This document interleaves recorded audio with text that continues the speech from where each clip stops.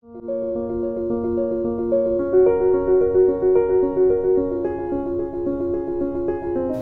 yaşım var.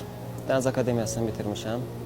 Lap kiçik yaşlarımda, məsələn 13-12 yaşlarımda həkim olmaq istəyirdim. Yəni evdən də deyirdilər. Demişdim evdə həkim olacağam.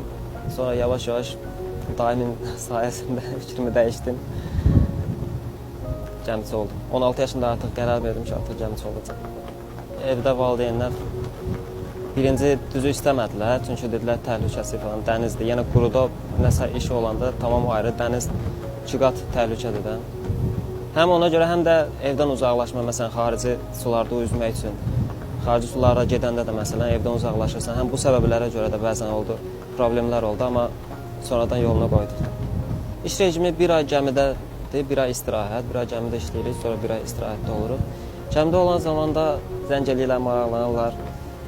Gündə ən az bir dəfə heç olmasa danışırıq telefonla, tapşırıqlarını verirlər. Ən çox məsələn, dəniz şəraitində əynivi qalın elə, yemək haqqında soruşurlar, yemsən, yeməmsən, belə məlumatlar. Valideyndir, narahat orada, istər-istəməz dənizdə işlədiyimə görə.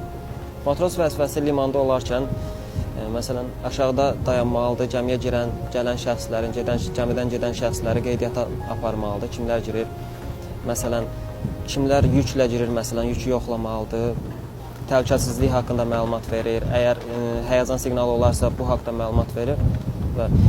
Amma dənizdə olarkən isə körpüdə olmalıdır, kapitan körpüsündə olmalıdır.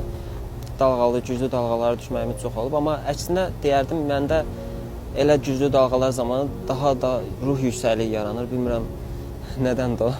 Daha da və adi günlərə nisbətən onda daha ruh yüksəkliyi olur məndə. Daha çox işləmək istəyirəm.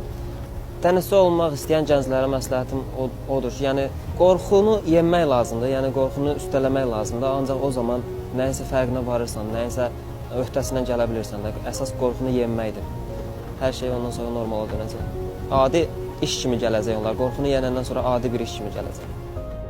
Kapitan olmaq arzusundayam. Öndəki vəzifəm